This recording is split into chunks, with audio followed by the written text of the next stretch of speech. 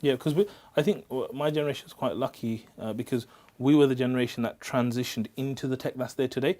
Like my children, when they're growing up now, they will always have known the internet, Yeah. right? But I remember sitting in Pakistan and looking at this screen and hearing that noise that you hear with dial-up, right? And going, yeah, exactly. Like going, what is this thing, right? Yeah.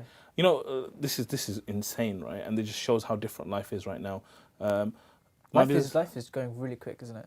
It's going Everything's quick, changing. but the way things are different is insane now. So, for example, when I was a kid, I was crazy about football. You know, typical Pakistani, Liverpool FC, right? So, I'm in Pakistan, and I've been wrenched. My life has gone from being a teenager in Pakistan to being like in the village or being in Rawalpindi or wherever we lived, right? And so, I wanted to know what's happening with Liverpool. So, this is what would happen. I would write a letter with my hands, I'd write a letter with my hands, and I would say, "Dear Fahim or dear Tosif or whoever, please tell me what's going on in the at that time I think it was Division 1, right? What's going on in football?" So I would send that letter then via someone who's going to England. Oh my God. Right? Then I would wait, and that guy, he's going through his normal life. For me, it's everything, right? But maybe 2 months later, I would get one letter back. And in the letter, it would say, right, this is what's happening in London with our stock, because it's too expensive to call guys. And then he would do a table of the league, top 3 or 4. That's and if Liverpool weren't there, he would tell me where they are. You know, it's really strange. I think like some people nowadays, they actually miss that, because I was checking the App Store. One of the most trending applications you get, I'm not going to reveal the name, but it's an app that sends letters. Now that it's personally made.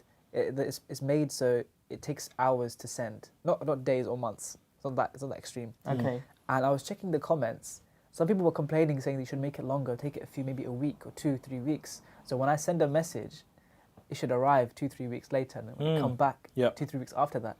And so I was thinking, subhanallah, like maybe this is that loss of contact. Obviously, you're looking at it from that perspective, but also it's that sort of we're yearning for something like that as well, isn't it? We're yearning for that sort of simplicity. And also, if you look in our Islamic heritage as well, people would travel for months just to deliver a message.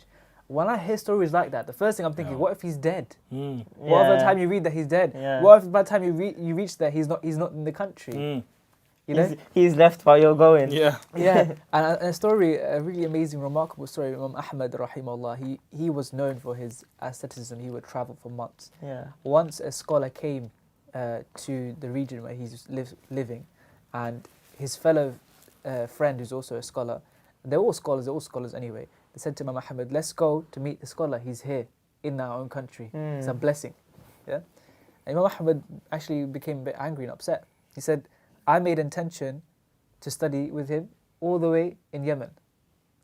I don't want to ruin my intention. And so when he came and even spoke to the sheikh that was there, it's like,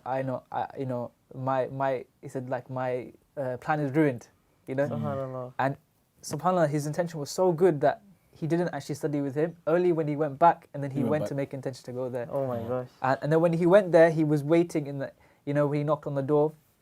And the sheikh's admin, whatever you call it, opened the door and said, look, you can't come here. You have to, he's a very big sheikh. Obviously, he didn't know he was speaking to Mohammed. And you have to wait here. So he just waited in front of the doorstep. This is Imam Ahmad was known like as one of the biggest scholars. Even though he was like 15, 16 years younger than Imam Shafi'i, and he was a very good student from Imam Shafi'i considered him on the same level. And then when Imam Sam'ani saw Imam Ahmad, who is it really him? He started to cry because it's like, this sheikh has come all the way here at my doorstep just to seek hadith from me. But anyway, the purpose I'm trying to make is that sort of lifestyle as well. That sort of, that helped you have a mind to shift your mind in terms of seeing the true purpose of life, isn't it?